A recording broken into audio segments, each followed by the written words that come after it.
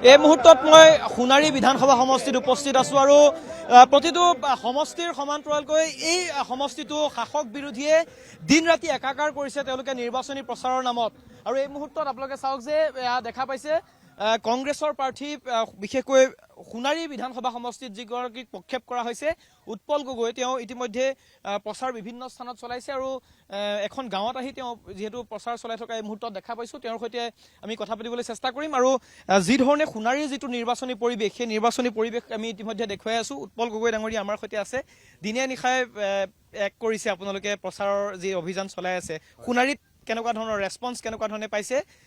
নিশাৰ ভাগলৈকে আপুনি এনেধৰণে চলাই থকা দেখিছোঁ প্ৰচাৰ। হয় হয়, ৰাইজে ইতিমধ্যে সিদ্ধান্ত লৈছে, সিদ্ধান্ত ল'লেই ৰাইজে যে এইবাৰ গৌৰৱ গগৈ ডাঙৰীয়াৰ নেতৃত্বত হোৱা অখিল গগৈ ডাঙৰীয়া, লৰিণজ্যোতি গগৈ ডাঙৰীয়া, CPI CPM এই সকলোখিনিৰ নেতৃত্বত লোৱা আজি মিত্ৰজোঁটৰ চৰকাৰক ৰাইজে ভোট দি জয়লাভ কৰোৱাবলৈ তেওঁলোকে এটা সিদ্ধান্ত ইতিমধ্যে লৈছে।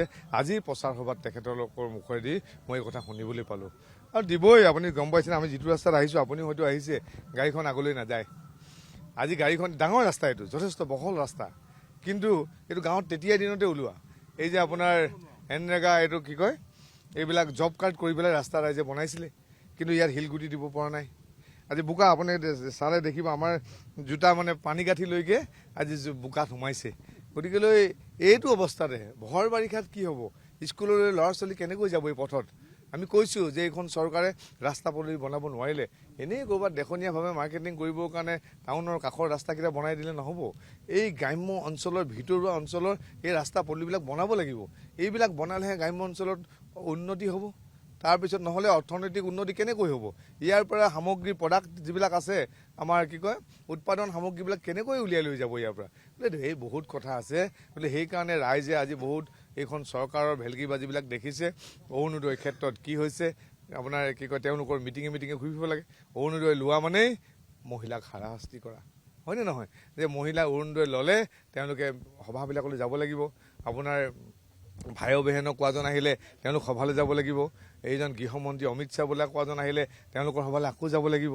আকৌ মুখ্যমন্ত্ৰী আহিব বেলেগকৈ নিৰ্বাচনী বতৰত, আকৌ তালৈ যাব লাগিব। তেওঁলোকক হাৰাশাস্তি কৰা হৈছে। আচলতে অৰুণোদয় 1250 টকাৰ নামত ইমান হাৰাশাস্তি কৰাটো সহ্য নকৰে। মহিলাই সিদ্ধান্ত লৈছে। আপোনালোকে জানে 2024 চনত কেনেকৈ গৌৰৱ গগৈ ডাঙৰীয়াক যোৰহাট লোকসভা সমষ্টিত জিকাইছিলে, ৰাইজে ভোট প্ৰদান কৰিছিলে, ৰাইজে আশীৰ্বাদ দিছিলে। এইটো কাৰণেই যে এইখন চৰকাৰৰ পৰা আমি পৰিত্ৰাণ পাব লাগে আৰু গৌৰৱ গগৈ ডাঙৰীয়াৰ নিচিনা এজন সৎ, এজন নিকা, এজন বলিষ্ঠ নেতাক অসমত তেনেকুৱা আপোনাৰ বলিষ্ঠ আৰু নিকা নেতা আছেনে কওকচোন? কোনোবাই চেকা লগাব পাৰিলেনে তেওঁ গাত? ইমান বিভিন্ন ধৰণৰ কূট কৌশল ৰচনা কৰিলে, কিন্তু গৌৰৱ গগৈ ডাঙৰীয়াৰ গাত কোনো চেকা লগাব নোৱাৰিলে।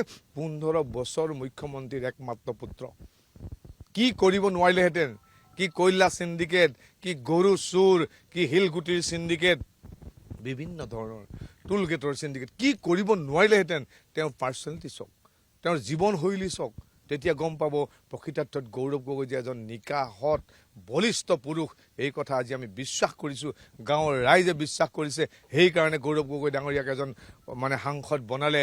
আৰু আজি অসমৰ ৰাইজে অখিল গগৈ ডাঙৰীয়াৰ নেতৃত্বত, লৰিণজ্যোতি গগৈ ডাঙৰীয়াৰ নেতৃত্বত গৌৰৱ গগৈ ডাঙৰীয়াক 2026 চনৰ বিধানসভা নিৰ্বাচনত অসমৰ মুখ্যমন্ত্ৰী পাতিব। আপোনালোকে চাই থাকক। মই শেষত এটা প্ৰশ্ন কৰিব বিচাৰিছোঁ যে যিহেতু 2016 চনৰ পৰা 2021 ধাৰাবাহিকভাৱে 10 বছৰ ধৰি সোণাৰী সমষ্টি বিজেপিৰ দখলত আছে। এতিয়া আপুনি আত্মবিশ্বাসেৰে আগবাঢ়িছে। এনে ক্ষেত্ৰত যদি একদম চমুকৈ দুটা মূল কথা ক'ব বিচাৰোঁ যে সমষ্টিটোত আপুনি জয়ী হৈ আহিলে দুটা প্ৰধান কাম আপুনি চকুত ৰাখি থৈছে যে এই দুটা কাম মই কৰিমেই। সমষ্টিত সাধাৰণ ভোটাৰৰ সন্মুখত কি দুটা প্ৰতিশ্ৰুতি আপুনি দিব বিচাৰিব? প্ৰথম কথাটো হ'ল বছৰেকত 4 লাখ চাকৰি, নিবনুৱাৰ সংখ্যা বাঢ়ি গুচি গ'ল।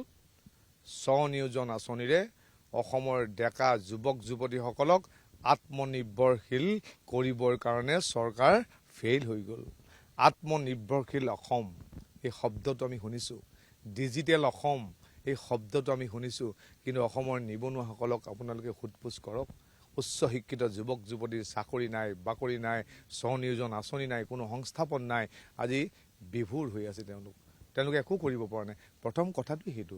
যদি আমাৰ ল'ৰাটোক কিতাপ পত্ৰ পঢ়ুৱাইছোঁ, ককাক আইতাকে ভাবি আছে মোৰ নাতিটোৱে ইমান সুন্দৰকৈ পঢ়ি ইমান সুন্দৰকৈ পাছ কৰিছে, আজিও চাকৰিৰ পৰা বঞ্চিত হৈ আছে।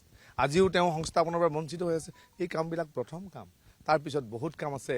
এই যে আপোনাৰ LP স্কুল বন্ধ কৰি মদৰ দোকানবিলাক খুলি দিছে, তেতিয়া আপোনাৰ হেৰিয়ে আমাৰ গৌৰৱ গগৈ ডাঙৰীয়াই কৈছে যে আমাৰ প্ৰথম কাম হ'ব LP স্কুলবিলাকৰ আন্তঃগাঁথনি সুন্দৰ কৰা, যিবিলাক স্কুল বন্ধ হৈ গৈছে গাঁৱত সেইবিলাক আটক ধুনীয়া কৰা আৰু তাত আচবাব পত্ৰকে আদি কৰি পঢ়াৰ এটা সুন্দৰ পৰিৱেশ কৰি দিয়া আৰু তিনিআলিয়ে চাৰিআলিয়ে স্থাপন কৰে মদৰ দোকানবিলাক বন্ধ কৰা আমাৰ প্ৰথম উদ্দেশ্য। এয়া আছিল কংগ্ৰেছ প্ৰাৰ্থী উৎপল গগৈ আৰু তেওঁ যিহেতু এনেধৰণে আপোনালোকে চাইছে যে নিশাৰ সময়তো এনেধৰণে প্ৰচাৰ চলাই আছে আৰু সোণাৰী বিধানসভা সমষ্টিত এনেধৰণে শাসক বিৰোধীৰ দুয়োটা পক্ষই সমানে জোৰ দিছে। বিজেপি আত্মবিশ্বাসী আৰু তাৰ সমান্তৰালকৈ কংগ্ৰেছ প্ৰাৰ্থীগৰাকীও কিন্তু আজিৰ তাৰিখত আত্মবিশ্বাসী যে সোণাৰীলৈ পৰিৱৰ্তন আহিব আৰু কংগ্ৰেছে পুনৰ উদ্ধাৰ কৰিব সোণাৰী বিধানসভা সমষ্টি।